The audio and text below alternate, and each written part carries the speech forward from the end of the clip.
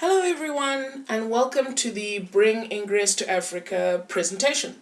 I drew up this presentation because I wanted to give a little bit of background information and perhaps appeal to a slightly more mature audience. The videos are meant to appeal to a slightly younger audience, but I feel that there's a lot of potential for this to be, as they say in the corporate world, a top-down dissemination of information. So I've prepared this presentation to try and give more information to people who are on an influencer level, so that we can see how far we can take this. So this presentation is really about augmented reality gaming and its place in sub-Saharan Africa. So let's dive in. So what is augmented reality gaming? Well, first let's cover two concepts: alternate reality gaming and augmented reality gaming. So what's an alternate reality game? I've listed a few of the points here. It requires an internet connection. You play in the real world in real time. Players influence the game storyline and mechanics. They can interact with game characters and collaborate as part of a community. An example of this would be, I believe the example below, because I've linked, the notes are also available to you. This presentation is publicly available. The example given was a TV show that allowed viewers to, it was broadcast once a week, and it allowed viewers to influence the storyline of the game by solving puzzles and riddles and things like that, during the week that the TV show was not being shown. And their actions in the real world would influence the outcome of the TV show. So what's an augmented reality game? Well, it's basically the same thing as an alternate reality game, except it requires the use of a device to change the player's perception of the world. All right? So what is Ingress? Because I keep mentioning it. Well, I believe that you'll probably get more information by clicking on this video, which I've linked here in the presentation. I'm not going to click on it now because this is something that will probably take up a bit of time. The presentation, the video is a little bit long. By long, I mean 10 minutes, which on the internet is a lifetime. But essentially, Ingress is an alternate, augmented reality game developed by Niantic Inc. Niantic Inc. used to be Niantic Labs, and it used to be a startup within the company formerly known as Google, which is now known as Alphabet. So please click on the link in the info box and check out the video. It'll probably give you a much better idea of what Ingress is. But I'll try and explain it here as much as I can. So the game is played using a smartphone. Here's a view of what you see on your smartphone. It's played in the real world. It uses Google Maps data as the base. So what you can see here is this is a city, and these are the streets in the city. So this is essentially Google Maps data. It just has all the identifying characteristics stripped out. So there are no street names, and the range is limited, but essentially this is just Google Maps. So players interact with portals, which are points of interest. This is covered in better detail in the video in the previous slide. And these little dots that you see all over the place, these are portals. These white, green, and blue dots, those are portals. Players meet in the real world to play together, and the game is played on foot or in vehicles. Vehicles being bicycles, buses, cars. There is a speed limit to the game, but essentially playing vehicles is allowed, and in some places, in some cases, necessary. So I've included a picture here of a huge gathering of players, as you can see. Loads and loads of people. Obviously, this is not Africa. Let's just point that out now. This was in Utrecht in the Netherlands. I was an agent who was playing in this anomaly. But I'll get into these kind of events later in the presentation. So the two factions or teams, the Resistance and the Enlightened, so blue and green, as you can see. All of these white portals over here are uncaptured, so these are still open for players to go and and capture them. There's an elaborate storyline that's influenced by player actions in the real world, and Niantic actually hires professional actors to play out these parts in the story. So there is actually a chance for players in the real world to interact with characters in the game. And the game often involves deals made with corporate sponsors like Vodafone, Lawson, and AXA, to name a few. So who plays Ingress? Well, it's mainly played by people between 25 and 45 years old. I've linked, this is a nice pie chart that is linked in the notes below. Excellent article that you should definitely have a look at. Players are overwhelmingly male. That there's no reason why women can't play. I'm a woman and I play and I love the game. Players tend to have Android phones, and play is predominantly takes place in major cities and less in very rural areas. Even here in Europe and the US and in Asia. So where do people play Ingress? Well, this is the whole point of this entire presentation. People are playing around the world, right? Pretty much everywhere in the world, right?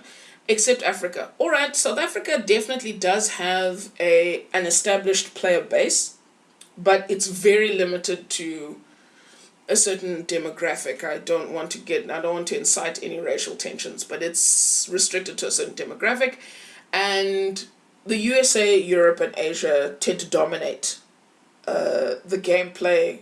That's where most of the events take place. That's where most of the sponsorship is. This is what happens. Other areas where people do not play at all tend to be deserts, and that's really quite disappointing. There is a large area over here where there are no portals. That's the Amazon, right? This image is from a survey, a player survey that was conducted actually it may have been just last year.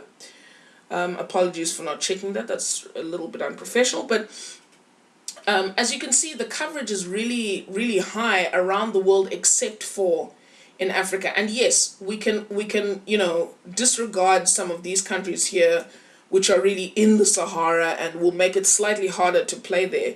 But there's really no reason why countries in these areas shouldn't be better lit up. So the question that we all get asked as Ingress players, but isn't this Pokemon Go? No. Niantic is the same company that developed Pokemon Go, but Ingress came first. So what they did was Pokemon Go leveraged the knowledge gained from Ingress. So they took the data that they gained from Ingress about where people play, what the most popular areas in the city are, and they used that data to create the data for Pokemon Go. Pokemon Go actually was built on the success of a card game from, I think it was the 80s. And Pokemon Go has a much wider appeal to both sexes, and the age ranges are much broader. I think we all know stories about kids playing Pokemon Go. Kids generally don't play Ingress. So Pokemon Go broke several records as a game. Most downloads, you can go and read on Wikipedia. I'll just try and link that in the notes below. And just as an aside, to generate the data required for Pokemon Go, because in Africa you will find that you don't have as many Pokestops and gyms as the rest of the world. To generate that data, we must first find players who are willing to build the framework for further ARGs developed by Niantic Ingress through Ingress. So why the focus on Africa? Well, aside from the fact that I am African and I've noticed this huge gap, the largest mobile growth is going to be in Africa. This isn't just my opinion, this is supported by data. Right? Smartphone adoption, subscriptions, and mobile coverage have increased dramatically since the games took off. Since Ingress and Pokemon Go. Since these games have started, we've had a massive increase in smartphone adoption, but there's been no corresponding increase in people playing these ARGs. ARGs are potent methods for socioeconomic data collection, right? You can track how many people are visiting a portal and use this information. And this, I believe this can be useful for development, because development is a big topic in Africa. And I'll go into that in later slides, but I believe this can be something that could drive service delivery, for example. And a point that I heard from a fellow Ingress player is that these ARGs appear to be platform-based, right? So Ingress was the first platform, and then Pokemon Go was the next platform. And what's happened is, because we have fallen behind on the Ingress platform, we're also not getting the benefits of the next platform, right? The Pokemon Go platform. So if we fall behind on one platform, we won't be able to catch up on the next.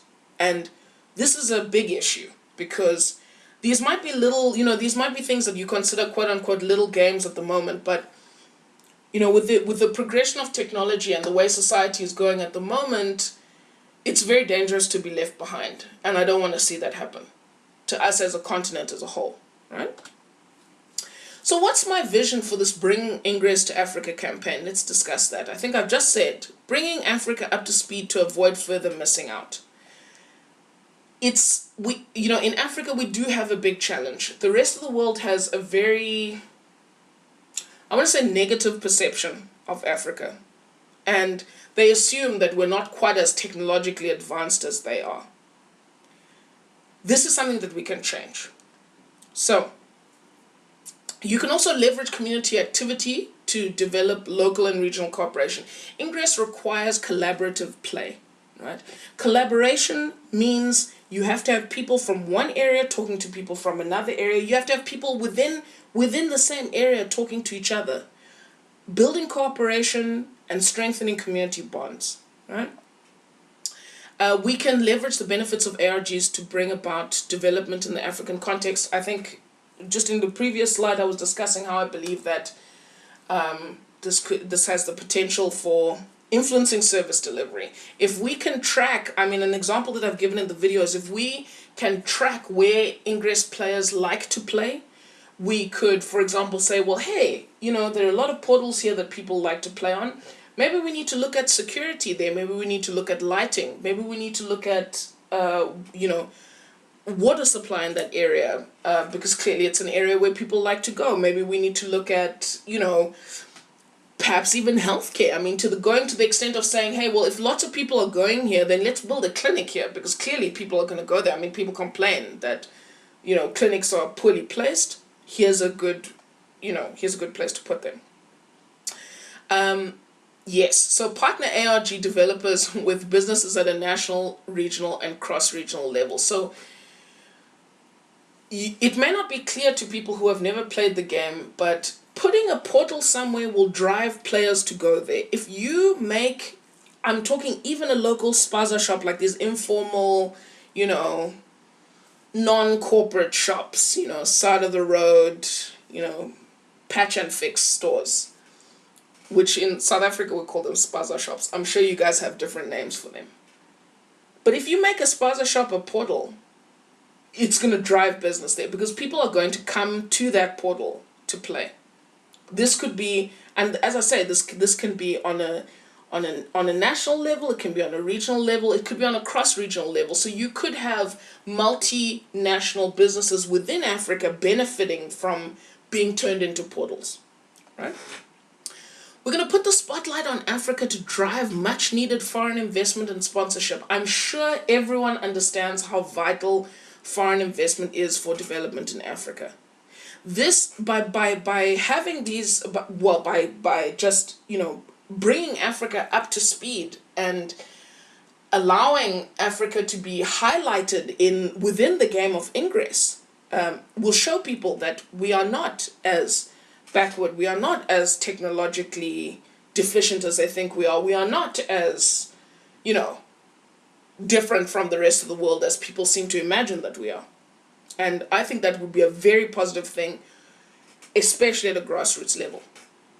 We'd be able to highlight hidden mobile and smartphone markets. And this is quite key, because, yes, there are some areas in Africa where perhaps mobile coverage isn't as good, or people aren't as, people don't have as many smartphones as in the, say the very urban areas. But unfortunately, we don't know where those areas are. We will only know when people start using those, their phones to do things and give us that kind of feedback, right? And another thing that I'd like to point out is it'll bring player safety into the spotlight. Look, the game is something that you have to play outside. And to play outside, you need to go to places where you as a player will feel safe. And if you don't feel safe, there is a forum for you to discuss that now and explain why you want to feel safe. And I hope that it will drive increased safety in certain areas. This is perhaps, this is quite a contrast to, I'm contrasting this to my experience in Europe, where, service delivery in terms of things like police force and that kind of stuff are perhaps somewhat better than what we've done in Africa. But here's a way for us to improve. Let's not focus on what's bad, let's focus on how we can do better. So the question, is Africa really ready for alternate reality gaming? Well, the data suggests that we are, right? Figures from 2015 show that there was about 28% smartphone penetration throughout Africa. I got this data from the Mobile Economy and the GMSA Intelligence infographic. Specifically, this is from the infographic. But this percentage is set to rise to 60% by 2020. That's a massive increase, right? As I said before, the biggest mobile growth is going to be in Africa. Apologies, I was saying smartphone penetration. This is the mobile broadband connections. Smartphone penetration is this side of the figure. Sorry, I got carried away. But by 2020 there'll be, yes, so mobile broadband connections, 28% penetration, and it'll be 60% by 2020. Whereas smartphones, there'll be 720 million smartphones, which is a growth of 494 million smartphones from the end of 2015. So this is a huge market. It's a huge potential market. This is, I'm looking at Niantic and thinking they can leverage this, but this is also for internal businesses within the African context who can take advantage of this, right?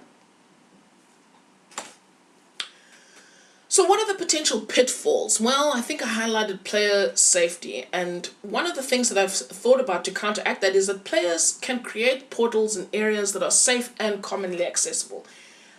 Another big thing is safety in numbers. If you play collaboratively here, but if you play collaboratively, collaborative play increases safety.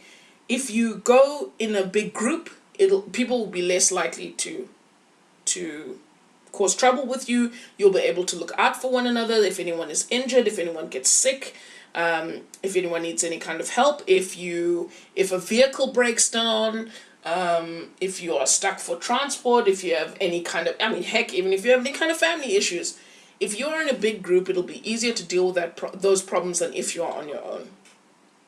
Now, this was one of the things that I actually asked South African players, and I said, South African youth, and I said, what do you think are some of the issues that would prevent this game from taking off? And one of the things that they said was data use.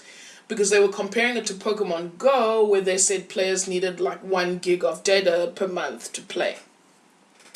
Well, Ingress uses far less data than games like Pokemon Go because they're less visuals, right? You saw from the slides from the previous slides, the images in the previous slides, that it's not an image-intensive game. But of course, if you play more, excessive gameplay will lead to higher data costs. It's very amenable to play on a prepaid kind of scheme. But, obviously there are limits. I did read some articles on this saying that, some players are using as little as 10 megabytes per day to play for, a couple of hours. But I also saw reports that some players were, using up to 2 gigs a month. But 2 gigs a month means, you're playing intensively for like 4 hours a day, every day. Monday to Sunday. which I don't think most people are going to do. That's not, you don't need to play the game like that. And a huge issue that I came across when asking players was lack of social awareness. So apparently there are certain countries in Africa where players have actually been arrested and threatened with deportation for playing Ingress in Africa. This is really tragic, because this game is a powerful tool, and people are being discriminated against for playing it because nobody knows what it is. So this highlights the need to educate the entire community about the game, even if they don't play themselves. So what will Ingress bring to sub-Saharan Africa? I think I've discussed this in previous slides already, but look, exercise and health benefits, you've got to walk to play the game, walk or bike, right? And it's collaborative, so you'll definitely have increased social interaction, right?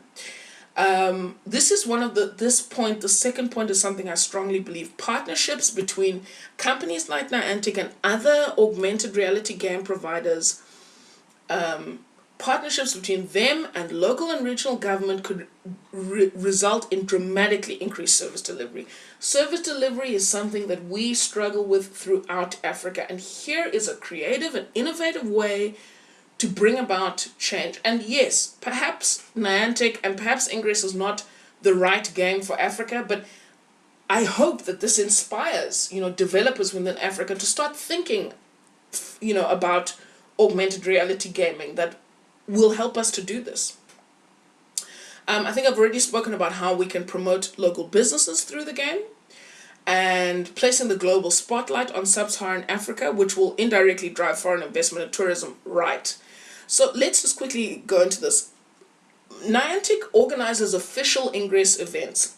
One of them, I showed a picture of one of them in a previous slide, and I spoke about Utrecht.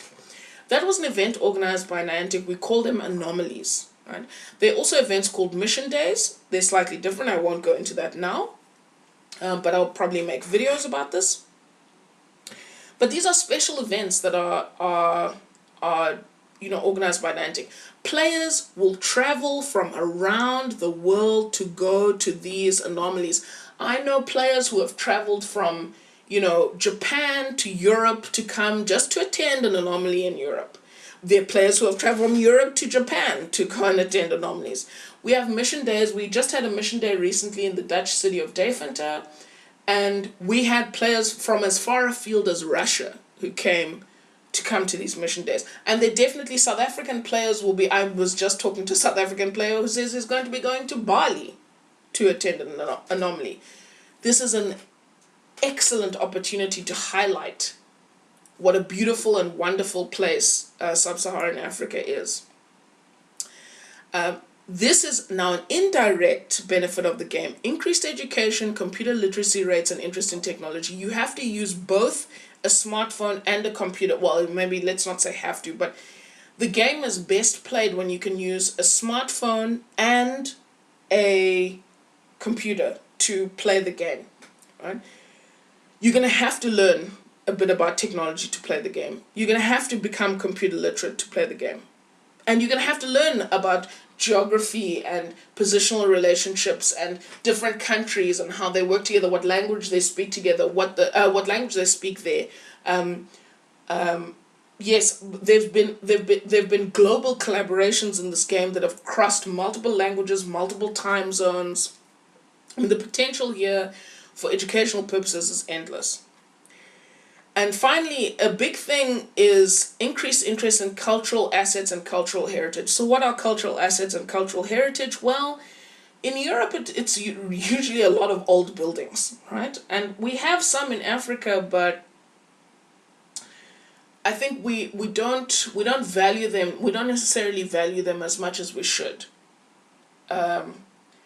Cultural assets could also be, though, places of historic interest, and not just, historic interest to the former, colonial powers in Africa, but of interest to Africans themselves, right?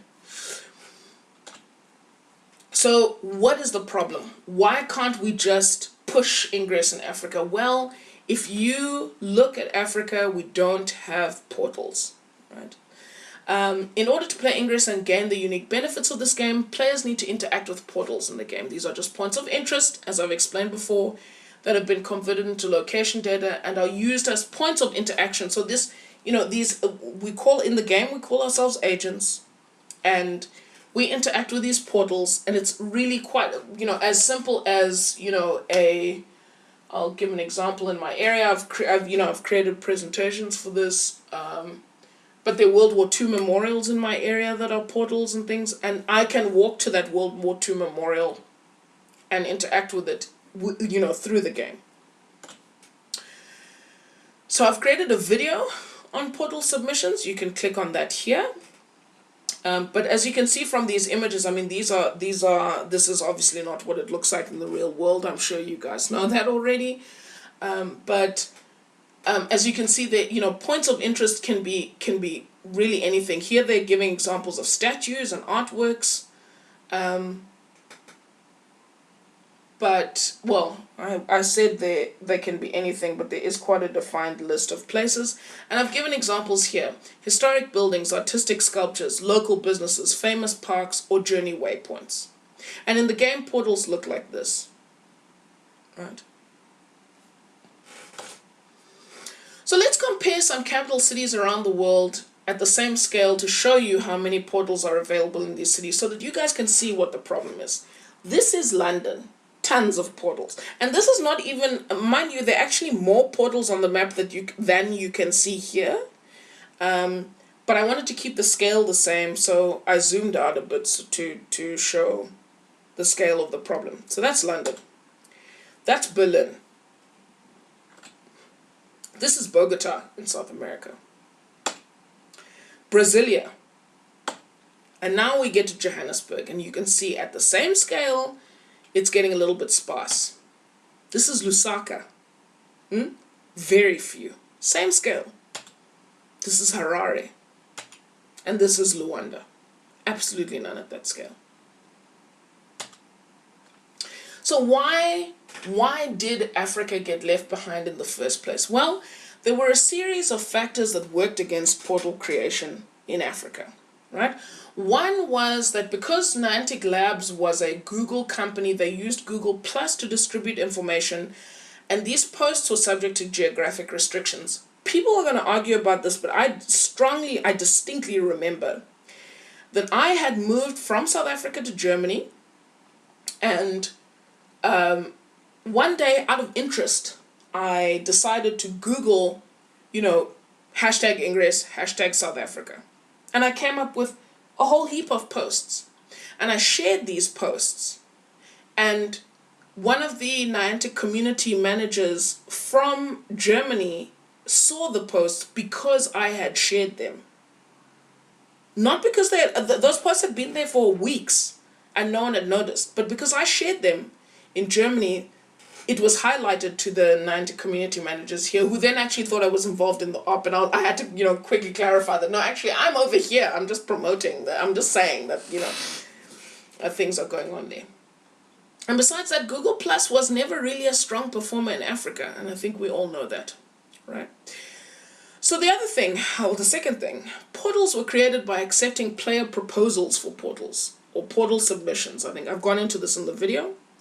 And this process was terminated due to overload from Northern Hemisphere countries, just as the game started to take off in Africa.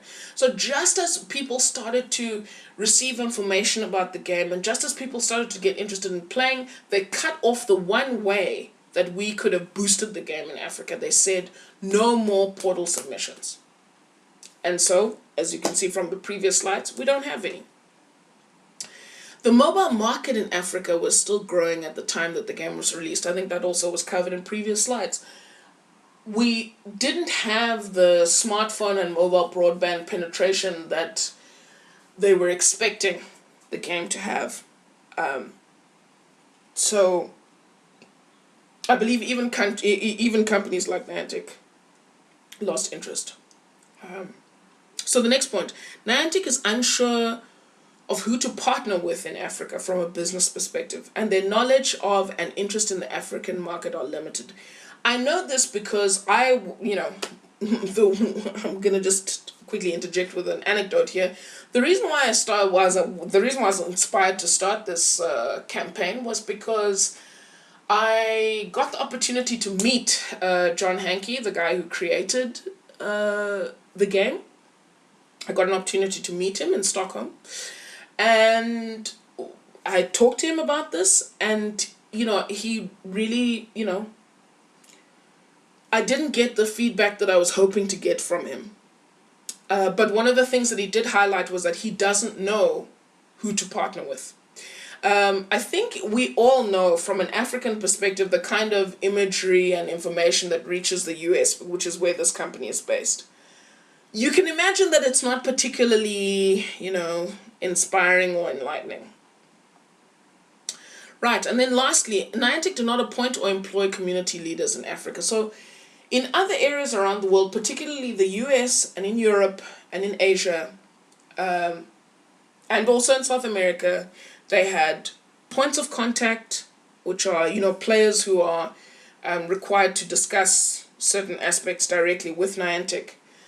So they had points of contact, and they had community managers that they either appointed or employed. And Africa never got one because it was never considered a big enough market to warrant one. So what's this call to action that I have going here? Well, I'm looking for players who are, we as a group, because it's obviously not just my game, but we are looking for players who are interested in playing the game, right?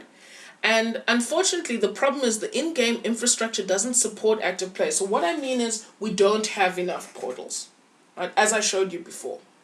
In order for players to actually effectively play the game, we need portals, right? So we need potential players, we need interested local businesses, and we need local and regional government to actively contact Niantic, right? I have tried to do my part by discussing this with the CEO of the company, but many voices are always better than one. And if this campaign is successful, it's not my success. This will show the success of our interregional cooperation in Africa. It'll show that we can reach out to each other and work together and bring about change. And that's what I want to see happen. So I provided a couple of links here. Calls to action, direct messaging is one way that you can get to, you can communicate with Niantic. But I've created a YouTube web series. The link is here. I've created a Facebook page so that we can build a community together. And I've also created a Google Plus page. I've created the Google Plus page because Niantic is primarily active on Google Plus. So I have included standard text underneath almost all of my videos, right? So I'm going to go through it with you. I'm on a mission to try and get more Ingress portals in sub-Saharan Africa. I think this presentation has shown what that means. What the heck is Ingress? I've given you the link to the video. And how can you help? There are two main ways that I would like to see people become active in this regard. I'd like people to send Niantic Inc. Facebook messages.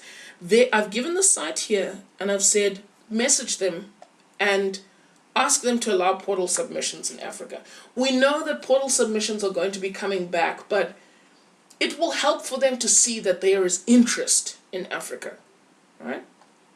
The other thing is tweet, bring Ingress to Africa. I've just created a hashtag, but you can tweet whatever the heck you want, or people can tweet whatever the heck they want. I've chosen Bring Ingress to Africa because that seems catchy and it's the title of my channel. But you can tweet to Niantic Labs and Niantic Support and share your stories and tell them, oh hey, I live in an area where there's loads of places to walk around. Please create some portals, right? And then I've said find out more about the game or even download the game to your phone and have a look. And I really believe this last sentence, together we can make a difference. Together we can make a difference. This is not something that I can do alone. I need your help. I need the help of potential players. I need the help of media. And yes, I'm throwing it out there, local business, local government, national government. So thank you very much for watching this presentation. I know it's been long, and I've tried not to make it too flashy to avoid distracting people. I mean, the main focus should have been my voice during that presentation. I hope I haven't put you to sleep. This is just a funny meme. This is just a funny meme about Ingress. This is what life is before Ingress. And as you can see, life after Ingress is a heck of a lot more exciting. And that's what I'd like to see brought to the African context, because we deserve this just as much as everyone else in the rest of the world. There's no reason why Africa should be left behind in this regard. This game is available to everyone. As long as you have a smartphone, you should be able to play the game. And there's no excuse for Africa falling behind in this regard. So please share, please communicate this information to people that you think will be interested. I mean, heck, communicate this as widely as you can. And if you enjoy the video, subscribe to my channel. Please have a look at the Facebook page and the Google Plus page. And I'm sure we'll talk again soon. Bye.